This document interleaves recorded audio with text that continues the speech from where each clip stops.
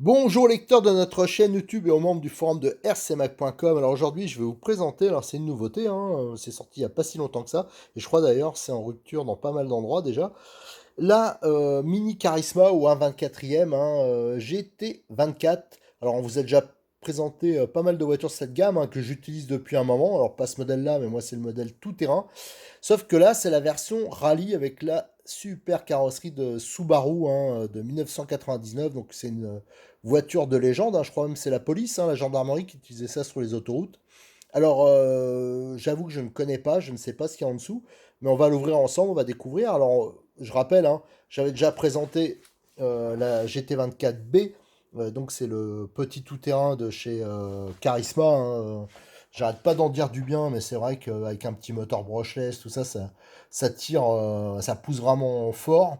Et on peut voir les deux décos qu'il y a, les trois types de batteries qu'on peut mettre. Alors, on verra si c'est la même chose sur ces voitures-là, mais on peut voir qu'on peut mettre du NIMH, c'est ce qui est livré d'origine normalement sur les derniers modèles, et on peut mettre aussi des batteries LiPo. Alors je rappelle, ça c'est des voitures tout complet avec le chargeur, tout prêt à rouler, et vraiment avec des très belles performances, ça va vraiment très très vite.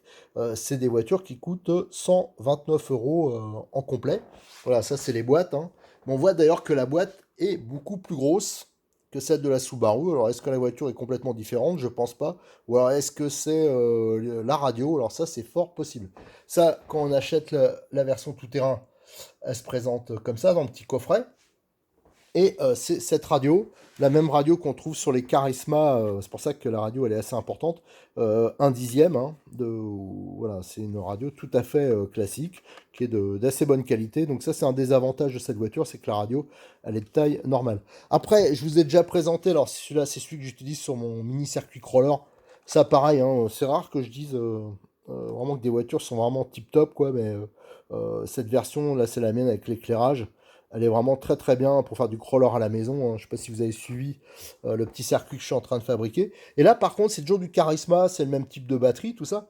Sauf que là, c'est livré avec des radios qui sont plus simples, mais quand même, il y a une bonne tenue en main, vous voyez, avec sa crosse façon Colt. Et là, c'est les batteries qui sont dans la crosse, mais il y a tous les réglages qu'il faut aussi, il n'y a pas de problème. Et on peut voir même, il y a les inversions, enfin voilà, il y a les aussi, oui, un limiteur, j'avais oublié d'en parler. Il y a un limiteur ici pour les débutants. On peut mettre par exemple sur 1 pour pas que ça aille trop vite. S'il commence à bien piloter, on met sur 2. Et si on veut qu'il aille vite, on peut mettre sur 3. Donc ça, c'est un des avantages de cette radio par rapport à la grosse qui n'a pas de limiteur. Alors c'est surtout, tiens, j'en profite pour dire, quand vous avez le crawler, faites attention que ça reste bien sur 3. Parce que sur 2 et 1, il monte plus les côtes, le petit crawler.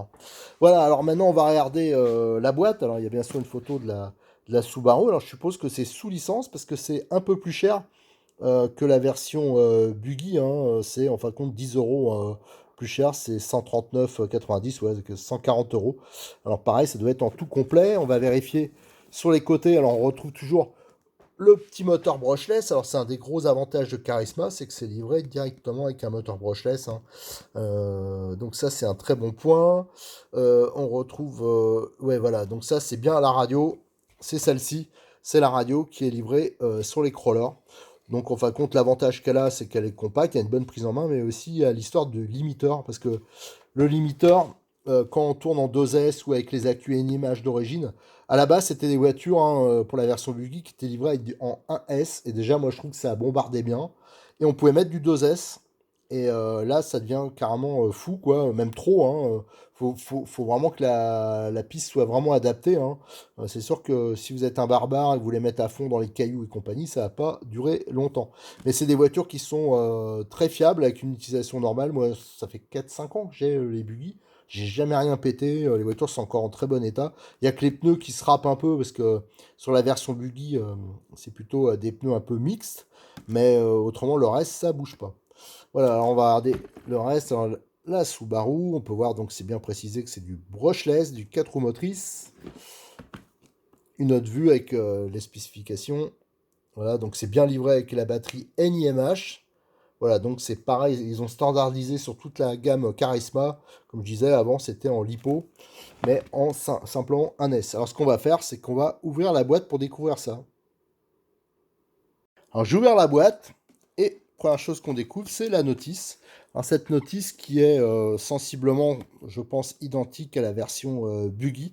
Alors tout ça, je vous le mettrai sur RC Mag, toutes les photos détaillées de la voiture, et ainsi que les scans de la notice, comme je fais à chaque fois sur tous les modèles, sauf bien sûr que c'est plus long à faire, donc il y aura un petit décalage quand même, avec, surtout qu'actuellement il y a beaucoup de nouveautés, on est pas mal débordé avec la vidéo. Donc, en dessous, qu'est-ce qu'on trouve? On trouve les boîtes. Alors ça, j'arriverai pas à les sortir comme ça, donc je sortirai à part. Mais je vais en profiter pour remercier une fois de plus, je remercierai jamais assez, Cyril de Modix34, sans qui ces vidéos seraient impossibles à faire. À chaque fois qu'il reçoit une nouveauté, donc il me fait livrer, comme ça je peux le présenter. Et surtout, ce qui est bien avec lui, c'est que quand il vend des voitures, il a de la pièce détachée, donc il a fait rentrer tout ce qu'il pouvait en Charisma, quels que soient les modèles en mini RC. Donc il a en fait une rubrique spécifique sur son site, il a beaucoup de batteries, machin, d'avance, de pièces, et surtout il est utilisateur, lui il a une version Monster du buggy, et donc il l'utilise régulièrement, on s'est déjà fait souvent des petites arsouilles, donc ça c'est bien d'avoir quand même un spécialiste. Allez, j'ai tout sorti des boîtes, alors on a déjà la radio, hein, donc ça confirme bien, ils n'ont pas gardé la radio de la GT24B, hein, ils ont pris la radio plus petite, qui a le limiteur. Alors moi, finalement, en fin de compte, même si je préfère peut-être en prise de main la grosse radio, mais celle-là, elle est quand même pas mal, la prise en main. C'est plus compact, alors qu'on veut transporter ça en vélo, dans son sac, c'est quand même hyper pratique. Et surtout, je rappelle, la voiture, c'est vraiment très puissant. Et donc, avec le limiteur, ça va être vraiment un gros plus pour les débutants. Ça, c'est vraiment très bien. Dans le petit sac, ça, je vous l'ai déjà présenté pour les autres modèles, hein, vous avez la fameuse batterie NiMH, hein, donc qui donne une autonomie quand même qui est pas énorme, mais par contre beaucoup de puissance. Alors après, si vous avez plus d'autonomie, un peu plus de puissance encore, vous pouvez passer au lipo. Il y a le chargeur, attention, je rappelle, le chargeur, c'est bien marqué dessus d'ailleurs, il est uniquement pour les batteries de type NiMH. Et quand on a ce type de voiture, c'est quand même bien après par la suite d'investir dans un vrai chargeur RC, compter une cinquantaine d'euros. Alors si vous avez besoin de conseils, je vous indiquerai le type de modèle qui vont bien. Et avec un câble de charge, comme celui-ci, voilà, avec une prise bec là. Et ça, c'est indispensable si vous voulez vraiment avoir, comment dire, des charges qui sont parfaites. Avec ce type de petit chargeur, déjà ça a chargé assez lentement, on sait jamais quand c'est plein ou pas. Enfin, tout ça, il y a pas mal de choses qu'on peut améliorer. Alors ça, n'hésitez pas, hein, sur le forum de rcmac.com, il y a plein de sujets là-dessus. Et on pourra vraiment vous donner des conseils si vous voulez améliorer ce point-là. Alors je rappelle que c'est des vrais RTR, hein, c'est chez Charisma parce qu'ils livrent même les piles pour la radio. Et vous avez une couronne d'avance, des pignons d'avance. Enfin, il y a pas mal de petites choses qui sont livrées d'origine. Et là, on retrouve la Subaru. Elle est vraiment sympa. Moi, je la trouve très belle, hein. C'est quand même l'échelle, elle est assez petite. Et on peut voir, elle est. Alors là, c'est une fixation par clips, ce qui n'est pas le cas sur les autres voitures de la gamme. Mais là, c'est une fixation par circlips. Et on peut voir les jantes, hein, qui sont assez réalistes. Enfin, moi, la déco, je la trouve vraiment sympa. Allez, je vais la démonter du socle et on va voir si en dessous, c'est exactement la même chose que la version Buggy. Allez, j'ai enlevé la carrosserie. Alors déjà, allez, on va regarder un peu la carrosserie d'un peu plus près, mais franchement, elle est vraiment très belle. Faut voir quand même qu'à cette échelle, c'est pas simple. On peut voir qu'il y a l'aileron qui est fixé derrière par des petites vis. L'aileron qui me semble relativement solide. Donc voilà, donc la carrosserie vraiment réaliste. Donc ça, c'est bien. Après, au niveau de la voiture, on peut voir c'est strictement la même chose. Je vais mettre à côté la version Buggy. Et on va voir les petites différences. Alors les différences, ça va être que sur la version Buggy, je rappelle que la carrosserie elle se clipse dessus. En fin de compte, elle rentre ici. La carrosserie. Voilà, vous avez un petit appendice. Et ça rentre là.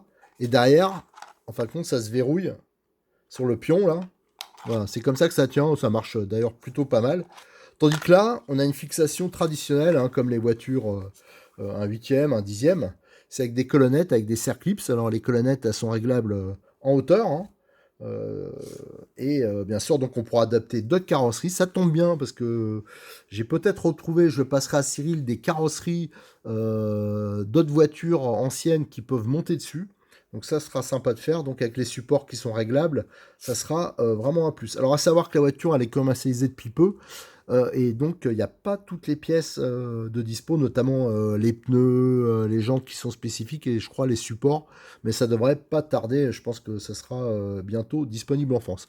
Autrement, le reste, c'est sensiblement pareil. Si. Non, mais je dis des bêtises. Si, il y a des grosses différences. Je ne l'avais pas vu. Ici, vous avez le système de direction. C'était des réglettes. D'ailleurs, ça marche très bien en Lexandre, hein. Et vous avez des triangles qui sont assez longs. Et là, on voit tout de suite la grosse différence, c'est que les triangles, ils sont... Hop, je vais retirer l'antenne, là. Ils sont beaucoup plus courts. Donc, c'est des triangles qui sont plus courts. Les supports, par contre, d'amortisseurs, ça semble être identique. Et bien sûr, à l'arrière, on va retrouver la même chose. On va retrouver des triangles beaucoup plus longs sur le buggy. Tandis que sur la version piste, c'est des triangles qui sont assez courts. Un autre truc aussi, c'est que je remarque, si vous regardez ici, il y a du pincement, un peu de carrossage. Donc ça, c'est pour la tenue de route. D'ailleurs, ça tient très bien la route, ces voitures-là. Mais là, c'est encore plus accentué avec les pneus étroits. Là, on voit bien qu'il y a du pincement à l'arrière et du carrossage. Donc tout ça, c'est pour améliorer la tenue de route. On peut voir au niveau voie, quand même, qu'il y a une certaine différence. Ouais, on va le faire à l'avant. Ouais, il y a quand même, vous voyez, c'est pas du tout pour le même type de carrosserie, c'est normal, hein. Là, c'est des carrosseries pistes réalistes. Bon, par contre, les pneus et les jantes, ça va se monter l'une sur l'autre. Et on peut voir, c'est des pneus, bizarrement, autant eux, là, bon, ils sont un peu usés, mais c'est des pneus qui sont avec une structure très fine sur le buggy. Tandis que là, sur la version rallye, c'est carrément des pneus un peu tout-terrain. Donc j'ai l'impression que ceux-là, ils iront très bien sur le buggy, sur certaines pistes. Ça sera intéressant de les avoir dès que ça sera dispo. Bon, ce qui n'est pas le cas. Alors bien sûr, la voiture, elle est entièrement sous roulement à billes. Donc ça, c'est une très bonne chose. La portée est vraiment excellente, il n'y a pas de problème de ça. Je vous dis, la puissance, là, vous n'aurez aucun problème de puissance. Par contre, les amortisseurs hydrauliques sur certains terrains, ça peut un peu sautiller. Là, on voit le débattement n'est pas du tout le même, hein. Vous voyez là, il y a un débattement assez important. Là, le débattement, il est quand même plus réduit. Ça ne doit pas être les mêmes ressorts. Parce que je rappelle, il y a aussi une gamme de ressorts, plus ou moins durs. Mais là, ça vaudra peut-être le coup. Alors, voir si c'est les mêmes. L'option amortisseur hydraulique, hein, qui actuellement, il en reste pas beaucoup. Je crois, Cyril m'a dit qu'il en restait deux ou trois. Alors, si vous en voulez des kits amortisseurs hydrauliques, c'est vite parti. Ça a été très demandé. Ils en avaient peut-être pas assez en stock, mais tout le reste, il n'y a pas de problème. Alors après, qu'est-ce qu'il y avait qui change? Ben, je pense que c'est absolument tout. Et bon, ça fait déjà pas mal, hein. Là, on les voit encore mieux, les triangles, vous voyez. Et la largeur des pneus aussi. Voilà, mais par contre, le reste, le châssis, tout ça, c'est strictement pareil. Alors, je rappelle que c'est par... Il y a une trappe ici, et c'est là qu'on met la batterie. Alors, faites attention de bien la fermer, la trappe, parce que des fois, voilà, là, elle tient bien. Mais j'en ai entendu qui perdaient la trappe, et c'est normal, parce qu'il faut bien appuyer, il faut bien que ça soit centré. Des fois, avec les batteries, notamment les LiPo, qui sont un peu plus grosses, mais des fois, c'est pas que ça force, mais c'est un peu plus délicat à rentrer. Voilà, alors qu'est-ce qu'on peut dire de plus? Ouais, alors ce que vous pouvez faire, hein, si vous voulez voir la voiture en pièces détachées, je vais pas le faire avec celle-là, hein, parce qu'elle est pas à moi, elle est à Cyril. Et j'en ai commandé une pour moi, mais comme il y a des Subaru, il y a en rupture chez le distributeur et qu'il y en a assez peu, il m'a demandé d'attendre un peu, donc je le prendrai, je pense, au prochain arrivage. Je vais les laisser à ses clients pour l'instant, ces versions-là. Mais si vous voulez voir plus en détail les différentiels, toutes les pièces, je rappelle que la version buggy, je l'ai démontée de A à Z sur une vidéo qui doit dater de 2 semaines à peu près.